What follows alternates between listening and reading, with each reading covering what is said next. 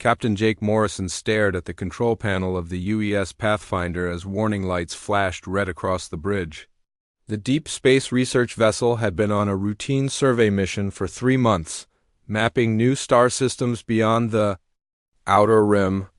Everything had been going smoothly until 20 minutes ago when they picked up the distress signal. "Captain, I'm still getting that transmission," said Navigator Ryan Brooks from his station. "It's definitely alien, but the universal translator is picking up what sounds like a cry for help." Morrison rubbed his tired eyes. They were already 2 weeks behind schedule, and Command would not be happy if they deviated from their mission again. But the signal was coming from a damaged ship drifting near the 4th planet of the Kepler 442 system. Someone was in trouble. "Lisa, what's our status?" Morrison asked his chief engineer. Lisa Grant looked up from her console, her blonde hair tied back in a practical ponytail. "All systems are running normal, Captain. We have enough fuel and supplies for another month if we stay on course." Security Officer Pete Collins shifted in his seat. "Sir, regulations say we should report the signal to Command and continue our mission. Getting involved with unknown alien vessels could be dangerous." Morrison had served in the Terran Colonial Fleet for 15 years. He knew the regulations by heart. But he also knew that somewhere out there, intelligent beings were dying while he sat here debating protocol. "Set course for the alien vessel," Morrison ordered. "We're going to investigate." Brooks punched in the coordinates. "Course laid in, Captain. We'll reach them in 2 hours." The Pathfinder changed direction, its fusion engines pushing the ship toward the source of the distress signal. Morrison hoped he was making the right choice. 2 hours later, they found the alien ship. It was massive, easily 3 times the size of the Pathfinder, but it was clearly damaged. Hull breaches scarred its dark metal surface, and it tumbled slowly through space without power. "I'm detecting life signs," Grant reported. "At least 30 individuals, but the readings are weak." Morrison studied the ship on the main screen. Its design was unlike anything in the fleet databases. The hull was covered in strange symbols that seemed to shift and change in the light. "Pete, get your team ready. We're going aboard to help survivors." Collins nodded and left the bridge to prepare the rescue equipment. Morrison turned to his remaining crew. "Lisa, I want you to monitor our systems constantly. If anything looks wrong, get us out of here immediately." "Yes, sir." "Ryan, keep scanning for other ships. This could be a trap." "Already on it, Captain." Morrison went to the armory to suit up. Something felt wrong about this situation, but he could not ignore people in need. That was not who he was. The docking procedure took 30 minutes. The alien ship's airlock was different from human designs, but their engineers had built the Pathfinder systems to be adaptable. Finally, they established a seal. Morrison led the boarding party through the airlock. The alien ship was dark inside, lit only by emergency lighting that cast strange shadows on the walls. The air was thick and smelled of ozone and something else he could not identify. "Stay close," Morrison whispered to his team, "and keep your weapons ready." They moved through the corridors following the life sign readings. The ship's design was confusing, with passages that seemed to curve in impossible directions. Morrison's helmet display showed that the atmosphere was breathable for humans, but barely. They found the first survivor in what looked like a control room. The alien was tall and thin, with gray skin and large black eyes. It was unconscious but breathing. Morrison's team carefully moved it to a stretcher. "Captain," Collins said over the comm, "I'm finding more survivors, but something's not right." "These readings don't match what we saw from the ship," Morrison frowned. "What do you mean?" "The life signs are getting stronger, not weaker. And there are more of them than we first detected." A chill ran down Morrison's spine. He was about to order his team to retreat when the lights suddenly came on. The ship was not as damaged as it had appeared. The aliens they thought were unconscious began to move. "It's a trap," Morrison shouted. "Everyone back to the ship." But it was too late. The aliens moved with incredible speed. They were not the weak survivors Morrison had expected. They were hunters, and the humans had walked right into their web. The creatures attacked from all sides. Morrison's team fought back with their weapons, but the aliens seemed to absorb the energy blasts without effect. One of his men screamed as razor-sharp claws tore through his suit. "Fall back," Morrison ordered, but the path to their ship was blocked. The battle was brutal and short. Morrison's team was overwhelmed by the sheer number of aliens. He managed to reach his unit and contact the Pathfinder. "Lisa, get us out of here now. It's a trap."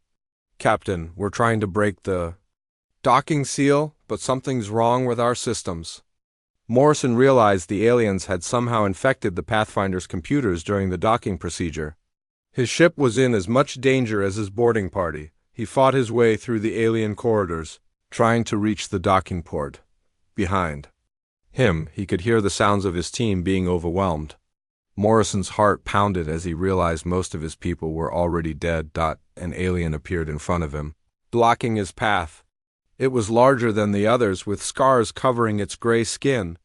Morrison raised his weapon, but the creature moved faster than he thought possible. Its claws raked across his chest, tearing through his suit and into his flesh. Morrison fell to the deck, pain shooting through his body. The alien stood over him, its black eyes reflecting the emergency lights. It made a sound that might have been laughter. Through his unit, Morrison heard Lisa's voice. "Captain, the ship's systems are failing. We need to evacuate." Morrison tried to stand, but his legs would not support him. Blood was soaking through his suit, and he could feel his strength leaving him. "Get to the escape pods," he managed to say. "Don't wait for me." "Captain, no. We're not leaving you. That's an order," Morrison shouted, using the last of his energy. "Save yourselves." The alien that had wounded him moved away, apparently satisfied that he was no longer a threat. Morrison lay on the deck, listening to the sounds of his ship being torn apart. Over the he heard Lisa crying as she made the hardest decision of her career. "All hands, abandon ship. Get to the escape pods." Morrison heard the sounds of his crew running through the corridors of the Pathfinder. He heard the escape pods launching one by one. He heard the silence that followed. The alien ship began to move, carrying Morrison away from the escape pods and into the darkness of space. He was alone, bleeding and dying on an enemy vessel light years from home. As consciousness faded, Morrison thought about his crew. They had made the right choice. There was no point in everyone dying for one man. But the knowledge that they had abandoned him still cut deeper than any alien claw. The last thing he remembered was the sound of metal tearing as the alien ship began to break apart around him. Then there was only darkness and the cold embrace of space. Morrison had tried to save lives and had lost everything. His ship was gone, his crew was scattered across the void, and he was falling toward an unknown world with creatures that wanted him dead. He had been abandoned to the wolves, but Jake Morrison was not dead yet, and he was about to learn what it truly meant to survive. Jake Morrison woke up to the sound of metal grinding against stone. Pain shot through his chest as he tried to move. His eyes opened to see a gray sky filled with strange purple clouds. The air smelled of sulfur and something else he could not name. He was lying in twisted metal that had once been part of the alien ship. Pieces of hull plating and strange machinery were scattered across a rocky landscape. Steam rose from several impact craters where the ship had broken apart during the crash. Morrison tried to sit up and immediately regretted it. His chest was on fire where the alien had clawed him. Blood had dried on his torn suit, but the wounds were still bleeding. He needed medical attention soon or he would die from blood loss. Looking around, Morrison saw that he was on the surface of a moon or small planet. The gravity felt lighter than Earth normal. In the distance he could see mountains that reached up into the purple sky. The ground was covered with black rocks and patches of sickly yellow vegetation. A howl echoed across the landscape. Then another. Morrison felt his blood turn cold. Whatever lived on this world had already noticed the crash, using a piece of metal as a crutch. Morrison pulled himself to his feet. He needed to find shelter and supplies if he was going to survive. The ship's wreckage was spread across nearly a mile of ground. Somewhere in that mess had to be something useful. Morrison limped toward the largest piece of wreckage. It looked like part of the ship's cargo hold. The metal was still warm from the crash, and he could hear electrical systems sparking inside. As he got closer, he saw that some of the alien equipment was still working. He crawled through a hole in the hull and found himself in a dark space filled with strange machines. Most of them were damaged, but a few still had lights blinking on them. Morrison did not understand alien technology, but he knew enough about engineering to recognize power sources and basic tools. The howling came again, closer this time. Morrison worked quickly, gathering anything that might be useful. He found what looked like a cutting tool and some kind of energy cell. There was also something that might have been a medical device, though he had no idea how to use it. As he worked, Morrison heard new sounds outside. Not howling this time, but clicking and scratching noises. Something was moving through the wreckage. Morrison grabbed his makeshift collection of tools and moved deeper into the cargo hold. He found a small space between two large machines where he could hide. Through a crack in the hull, he watched as creatures emerged from behind the scattered debris. They looked like wolves, but wrong. They were the size of earth wolves, but their fur was midnight black and their eyes glowed yellow in the dim light. Their teeth were too long and too sharp. Most disturbing of all, they moved with purpose and intelligence that no earth animal possessed. Morrison counted at least 6 of them as they spread out through the wreckage. They were searching for something. For him, one of the creatures approached the cargo hold where Morrison was hiding. It sniffed at the air, its head turning back and forth. Morrison held his breath and tried not to move. The creature's glowing eyes seemed to look right at him through the crack in the hull. The creature made a sound that was part growl and part chirp. The others immediately stopped what they were doing and looked in its direction. Morrison realized they were communicating with each other. The lead creature stepped through the hole in the hull. Morrison could see it clearly now.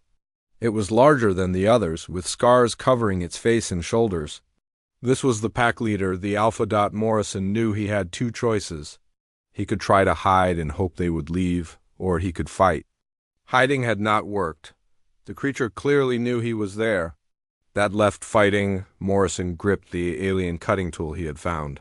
He had no idea if it would work as a weapon, but it was all he had. The Alpha Volf moved closer, its yellow eyes fixed on Morrison's hiding spot. When the creature was close enough, Morrison activated the cutting tool. A beam of bright blue energy shot out, striking the Alpha in the shoulder. The creature howled in pain and anger, but it did not retreat. Instead, it charged. Morrison rolled to the side as razor-sharp claws slashed through the air where his head had been. The Alpha was fast, but Morrison was desperate.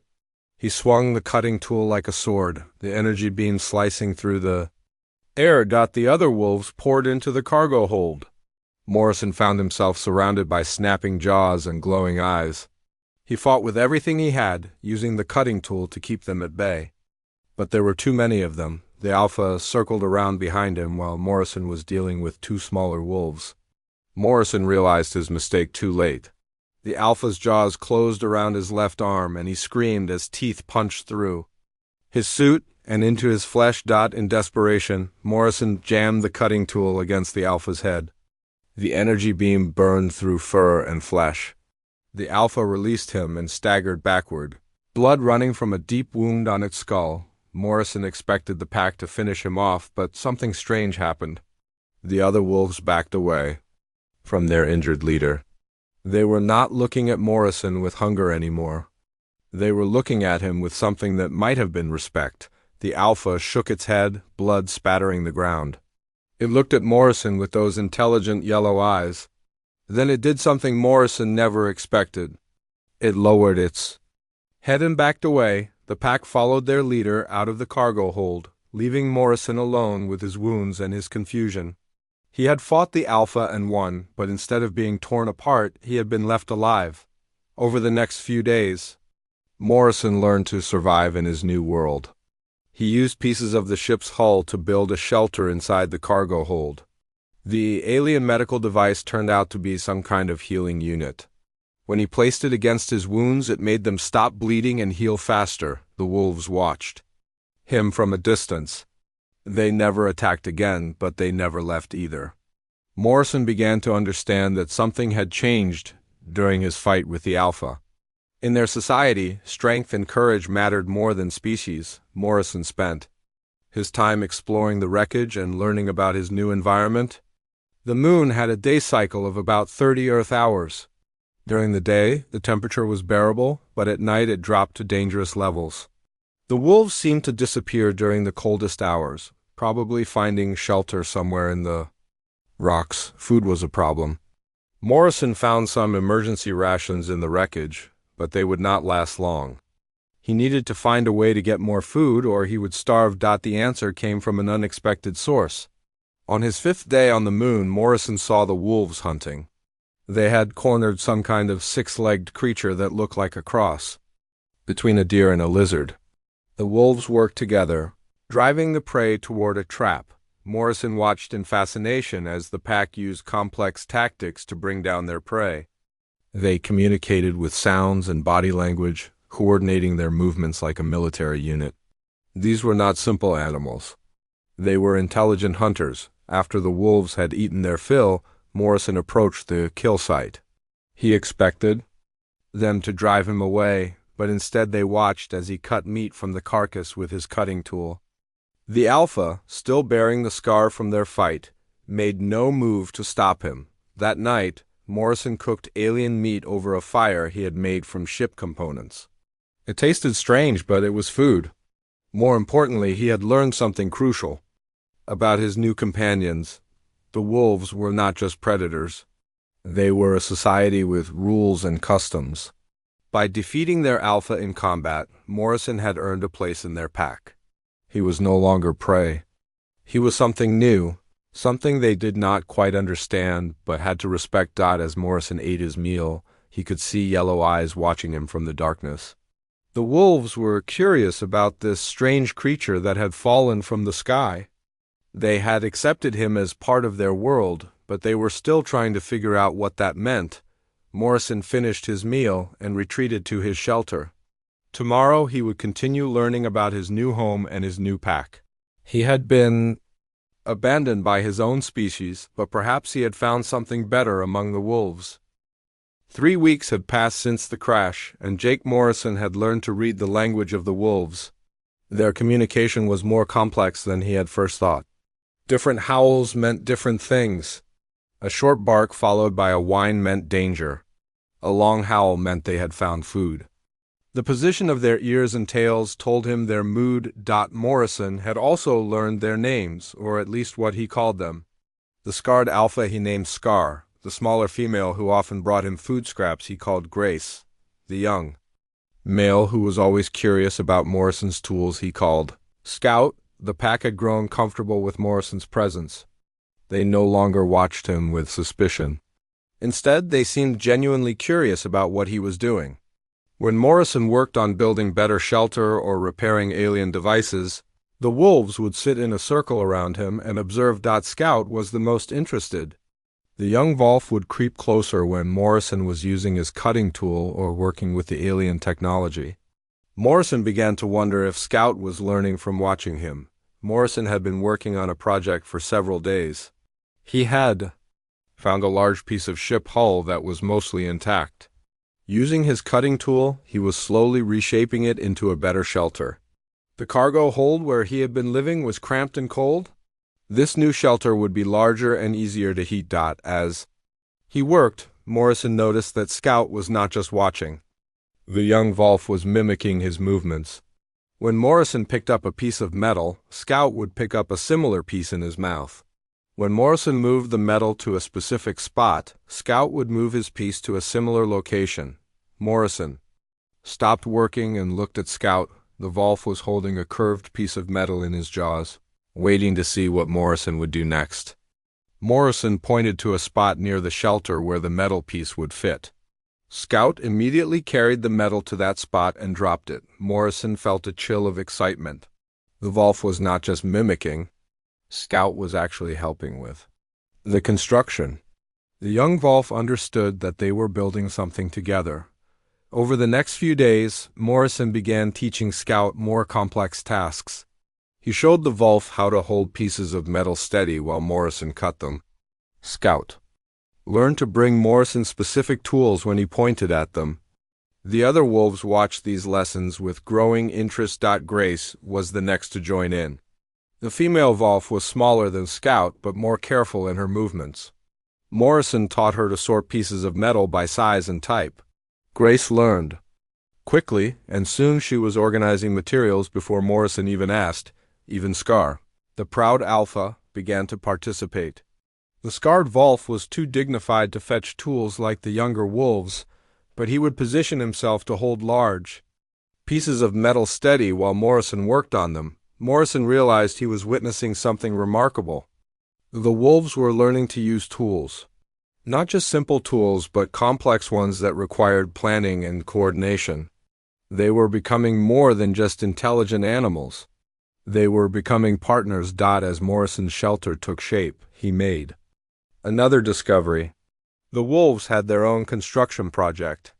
They were building something in a cave system about half a mile from the crash site.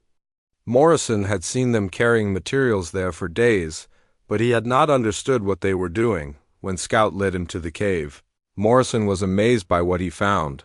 The wolves had created a sophisticated den system. They had arranged stones to create windbreaks and channels for water. They had even built elevated sleeping areas that stayed warm during the cold nights. But most impressive was what they had done with the materials they had taken from the ship wreckage. The wolves had arranged pieces of alien technology in specific patterns throughout their den. Morrison realized they were copying his shelter design and adapting it. For their own needs, the wolves were not just learning to use tools. They were learning to think like engineers. Morrison began spending more time at the Wolf Den. He helped them improve their construction and showed them how to use some of the simpler alien devices. In return, the wolves taught him about their world. Grace showed him which plants were safe to eat and which ones were poisonous.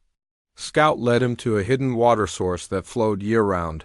Scar taught him to read the signs that warned of dangerous weather patterns. Morrison also learned about the wolves' social structure. It was more complex than he had thought. Scar was the alpha, but different wolves had authority over different areas. Grace was the expert on food and healing. Scout was the scout and explorer. An older female named Moon was the keeper of the pack's history and traditions. Each Wolf had a role, and they all worked together for the good of the pack. Morrison found himself being given his own role. He was the toolmaker, the one who could create things that made life easier for everyone. Morrison's biggest breakthrough came when he managed to get part of the ship's fabrication unit working. The alien machine could create objects from raw materials, but it required specific programming. Morrison spent days studying the alien symbols and control systems. When he finally got the machine working, Morrison created his first gift for the wolves. He made collars that would protect their necks during fights. The collars were made from the same metal as the ship's hull, but they were lightweight and comfortable. The wolves were fascinated by the collars. They understood immediately that these were gifts, tokens of Morrison's respect and friendship. Scar was the first to wear one, and the others followed his example. Morrison continued to use the fabrication unit to create tools and devices that helped the pack. He made better cutting tools for hunting. He created containers that could store food for long periods. He even made communication devices that allowed the wolves to coordinate over greater distances. Each new creation was met with wonder and excitement. The wolves began to understand that Morrison's tools were not just useful objects. They were keys to a better way of life. Morrison also began to change. Living with the wolves was teaching him things about leadership and cooperation that he had never learned in the military. The pack worked together because they trusted each other completely. They followed Scar not because he was the strongest, but because he made decisions that benefited everyone. Morrison found himself becoming more like the wolves. He learned to think about the good of the pack before his own needs. He shared his food even when supplies were low. He put himself in danger to protect the younger wolves. One day, Morrison realized that something fundamental had changed. He was no longer a human living among wolves. He was a member of the pack with all the responsibilities and privileges that came with that status. The moment of truth came during a territorial dispute. A rival pack had moved into the area, challenging Scar's authority. Morrison watched as the two alphas faced each other across a stretch of rocky ground. The rival alpha was larger and younger than Scar, and Morrison could see that his friend was outmatched. Without thinking, Morrison stepped forward. He positioned himself next to Scar, making it clear that any challenge to the alpha was a challenge to him as well. The rival pack had never seen a creature like Morrison before. They backed down rather than face the unknown. After the confrontation, Scar did something Morrison had never seen him do before. The proud alpha bowed his head to Morrison, acknowledging that Morrison was now his equal in the pack hierarchy. The other wolves followed Scar's lead. They began to treat Morrison not just as a member of the pack, but as a leader. They brought him problems to solve and disputes to settle. They guarded his tools and shelter with the same fierce loyalty they showed to their own cubs. Morrison had become more than just a survivor. He had become the Alpha's partner, the pack's inventor, and their bridge to a larger universe. The wolves had accepted him completely, and in doing so, they had changed him forever. As Morrison looked out over his new territory, watching his pack hunt and play and build, he realized that being abandoned by his own species had been the best thing that ever happened to him. He had found his true place in the universe, and it was here among the wolves. The sound of engines broke the morning silence like thunder. Morrison looked up from the fabrication unit where he had been working on new hunting tools for the pack. In the purple sky above, he could see the bright flames of a ship's engines as it descended toward the surface. Scout heard it too. The young Volf's ears perked up and he made a questioning whine. Morrison placed his hand on Scout's head, trying to calm him. But Morrison's own heart was racing. After 3 years alone on this moon, someone had finally come looking for him. The ship was human in design. Morrison could tell by the way it moved and the sound of its engines. As it came closer, he could see the markings on its hull. It was a Terran colonial fleet vessel, probably on a rescue mission. Morrison should have been happy. He should have been running toward the landing site, waving his arms and shouting for joy. Instead, he felt a strange mix of emotions. Relief, yes, but also fear and uncertainty. His old life was coming back, but he was no longer the same person who had been abandoned here. The ship landed about a mile from Morrison's settlement. He watched as figures in environmental suits climbed out and began setting up equipment. Through his binoculars, Morrison could see that there were 6 people in the rescue team. One of them moved with familiar body language that made Morrison's chest tighten. Lisa Grant, his former chief engineer, was among the rescue team. Morrison called to his pack with a series of howls and barks. Within minutes, Scar, Grace, Scout, and the others had gathered around him. They could sense his tension and were ready for whatever might come. Morrison tried to explain what was happening, using the mixture of sounds and gestures that had become their shared language. The pack listened carefully as he told them that more humans had arrived. These were his original pack, the ones who had abandoned him. Scar's yellow eyes grew hard when he understood. The Alpha Volf had never forgotten that Morrison had been left behind by his own kind. In the pack's way of thinking, that was the ultimate betrayal. Morrison knew he had to go meet the rescue team, but he also knew his pack would not let him go alone. These wolves had protected him for 3 years. They would not stop now. Just because his original species had returned, Morrison put on his best remaining clothes and checked his appearance in a piece of polished metal. He looked very different from the captain who had been abandoned here. His hair was longer and streaked with gray. His face was weathered and scarred. His body was lean and strong from years of survival. The pack followed Morrison as he walked toward the landing site. Scout stayed close to his left side, while Grace matched his pace on the right. Scar brought up the rear, his scarred face alert for any sign of danger. As they got closer, Morrison could see the rescue team more clearly. Besides Lisa, he recognized Ryan Brooks and Pete Collins. His heart pounded as he saw the faces of the people who had left him to die. Lisa was the first to spot him. She stopped what she was doing and stared across the rocky ground. Even at a distance, Morrison could see the shock on her face. She shouted something to the others, and they all turned to look in his direction. Morrison continued walking toward them. His Wolf pack spread out around him like an honor guard. He could hear Lisa calling his name, but he did not respond. He would let them come to him. The rescue team approached slowly, their hands near their weapons. Morrison could see their confusion as they tried to understand what they were seeing. A human walking calmly among a pack of alien predators was not something they had expected. Lisa removed her helmet when she got close enough to speak. Her face was pale with shock. Jake? Jake Morrison? Is that really you? Morrison nodded but did not speak. He was studying the faces of his former crew, reading their emotions like he had learned to read his Wolf pack. My God, Lisa whispered. We thought you were dead.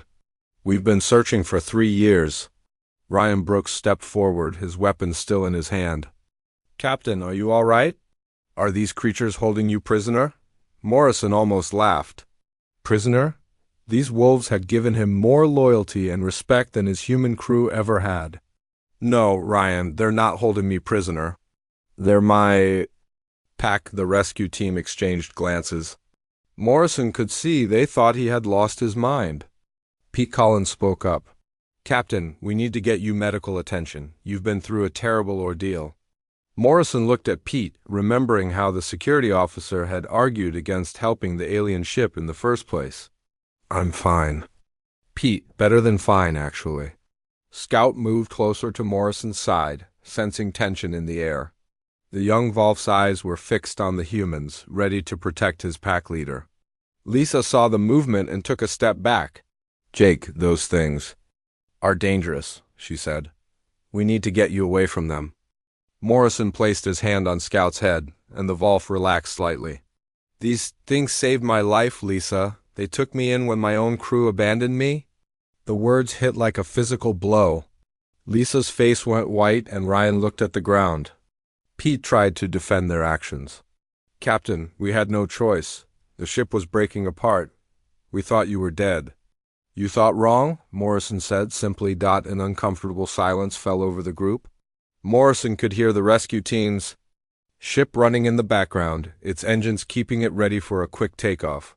These people were afraid of his world and his pack. Lisa tried to bridge the gap.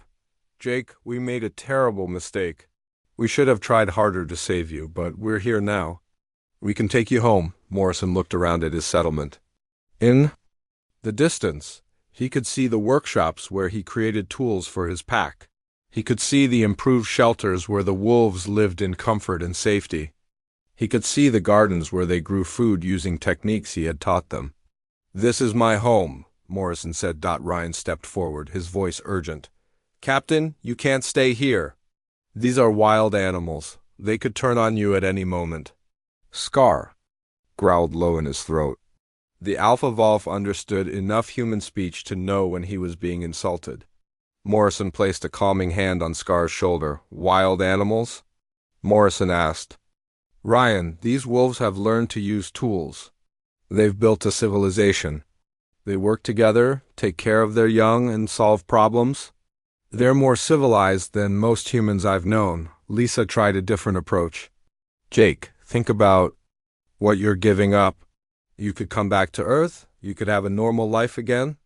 Morrison shook his head. Normal? Lisa, I've spent 3 years building something amazing here. I've taught these wolves about technology and engineering. They've taught me about loyalty and cooperation. We've created something new together. Pete was getting impatient. Captain, we have orders to bring you back. The fleet wants to debrief you about your experiences.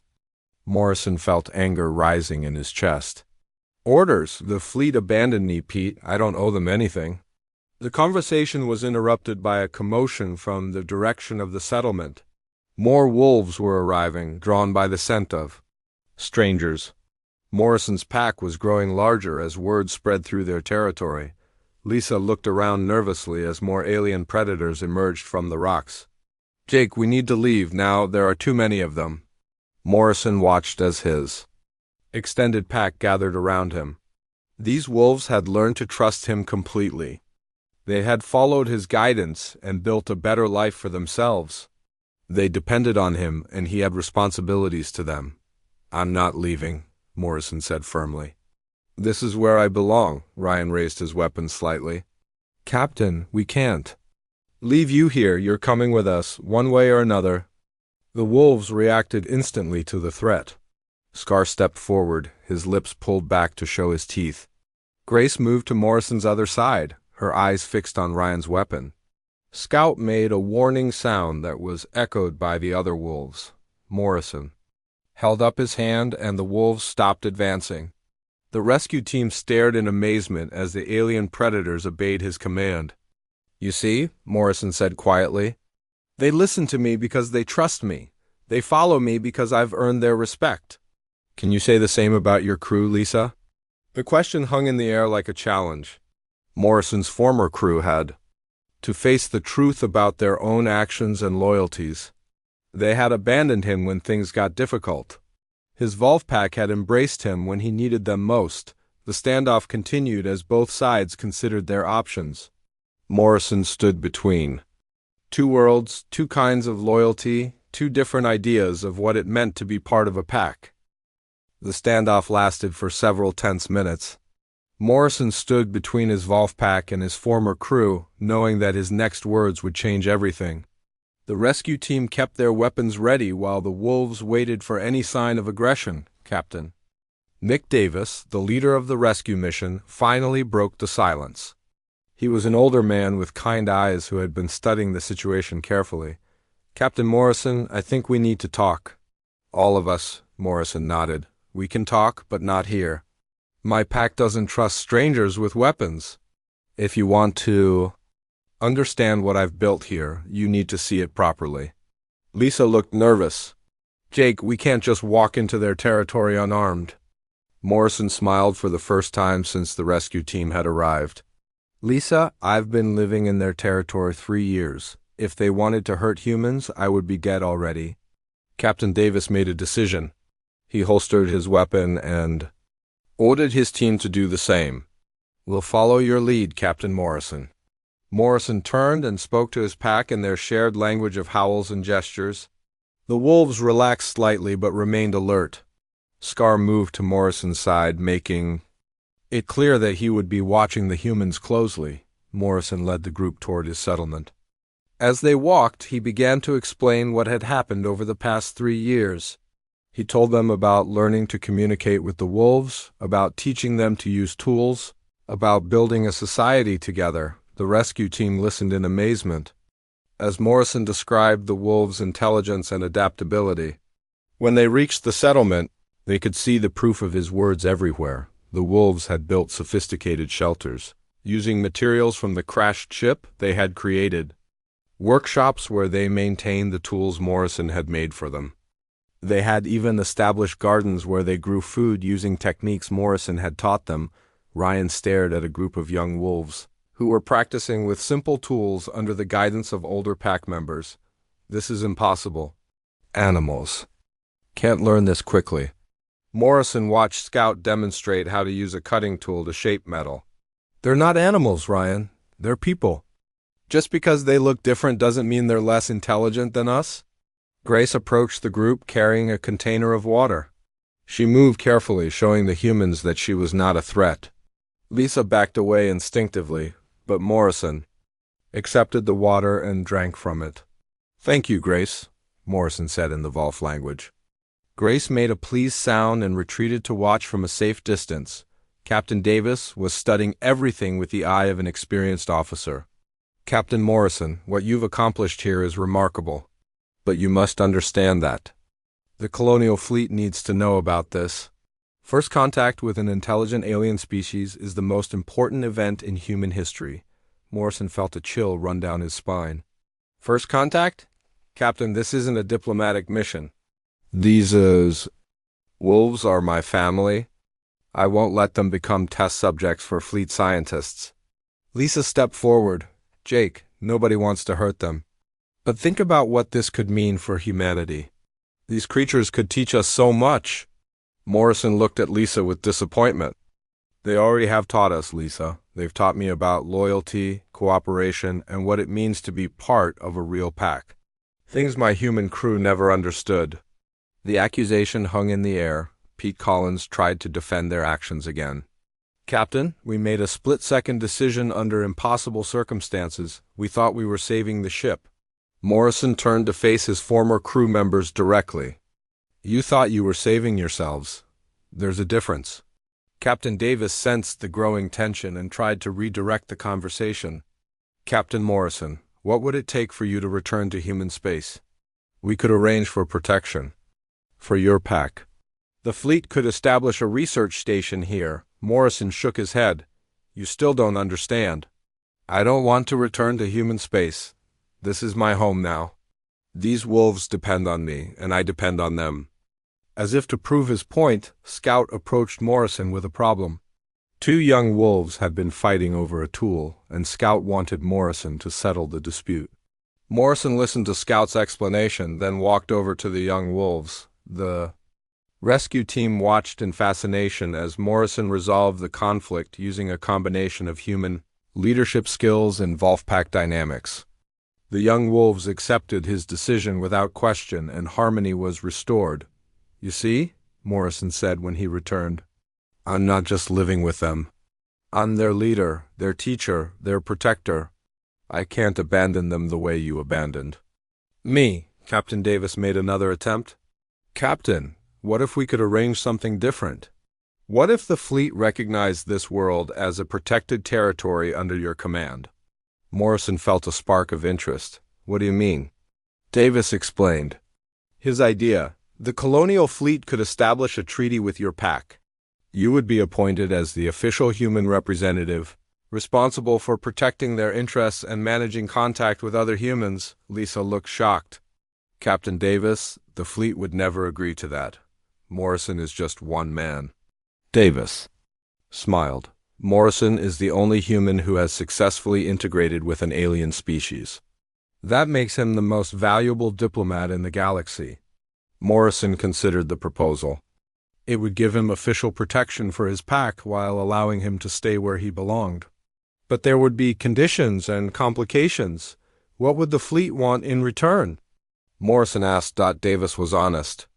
Access to your knowledge about the wolves, information about their technology and capabilities, and eventually limited cultural exchange programs. Morrison looked at Scar, who had been listening to the conversation with obvious intelligence. The Alpha Wolf could not understand the human words, but he could read Morrison's emotions.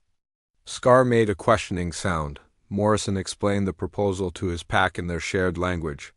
The wolves discussed it among themselves, using their complex system of sounds and gestures.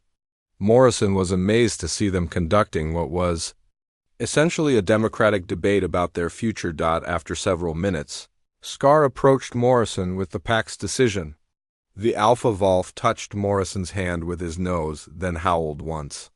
The other wolves joined in, their voices creating a harmony that echoed across the settlement. Morrison smiled and turned back to Captain Davis.